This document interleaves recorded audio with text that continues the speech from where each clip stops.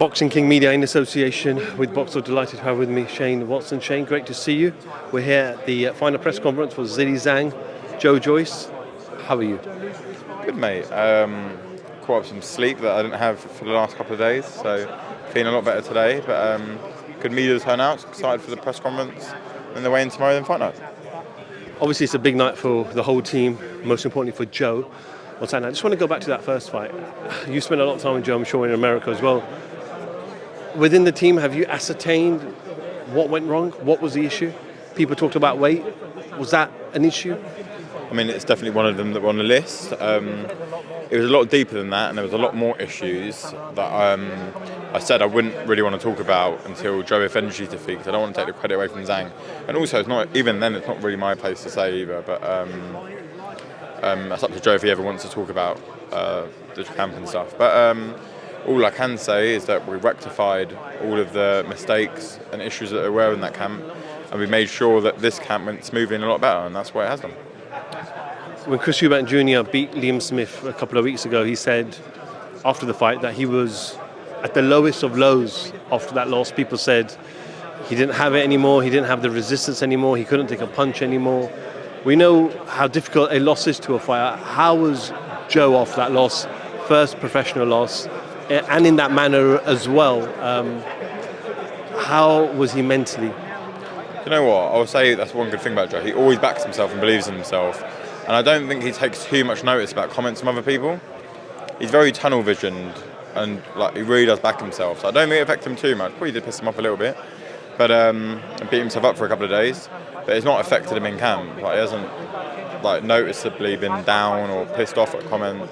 I don't think, and to be honest, he's been getting written off from day one, even from his pro debut. So I think it's not anything he's not really been used to before. Like saying how he's too slow, gets hit too much and all this. Just another day in the office for him, really, I think. And he's been so focused on just rectifying the mistakes and that. I don't even think he's really been paying much attention to it. I don't think he's even really had the time to. So, in terms of, you mentioned that one of the criticism that people, or it's a criticism and it's a positive thing in the same way, where people say he gets hit too much because it shows that he can take a punch. But in the heavyweight division, sometimes can it just be too much when you're taking constantly so many punches to the face? Obviously, no one wants to get hit. Especially as a heavyweight, but the thing is, it's Joe Joyce's style, it's the way he boxes. He's got by fine up until now, and people are going to get upset at this, but the only reason why, in my opinion, he didn't win that fight is because his eye closed up. And yes, that's from getting hit too much, obviously warranted, but I just believe that didn't happen. I don't think he was hurt in the fight. I don't really think that at all. People made comments about it at the time. Listen to the commentary and stuff like that probably makes you think that way, but you actually watch it back with no commentary on.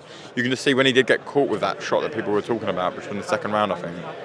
He gets pushed by Zhang at the same time, and that's what made him kind of stagger into the corner. He then came back from that corner and started firing his own shots and got caught and still wasn't hurt. So I think people maybe been a little bit mistaken on that. But yeah, listen, no one wants to be getting hit all the time, especially by people that can punch like Zhang and whatnot, But it's his style. He's 38 years of age. I don't think you're going to be seeing a prime Floyd Mayweather on Saturday, because it's just not the way he boxes, and he makes that style work for him. Obviously, I get they didn't work on that night, but it's worked up until then, and he's going to make it work on Saturday.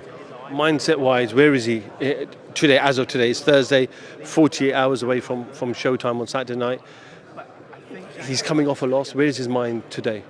It's the strongest and best I've ever seen it, and I know that's probably surprising coming off of a loss, considering obviously a bit of the momentum's been taken away there.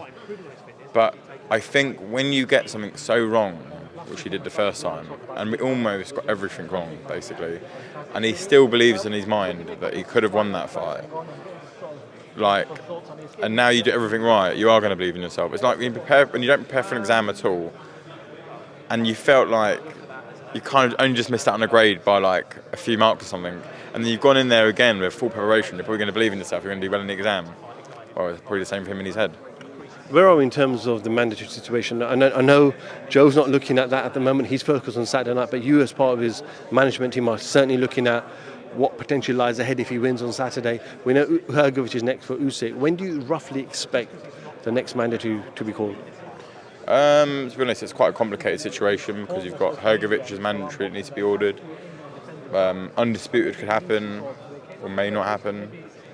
But I do expect a match to be called. Well, it was supposed to be called at the end of this year, but I do expect it to be called early next year. And if they did fight the first time, I don't think all the belts would be online if they had a rematch. I don't think so. So I'd expect it to be a big divide of all the belts anyway. How does Joe win on Saturday night? Listen, I do believe he can stop Zhang. I don't think it's going to be early because Zhang is a very tough man.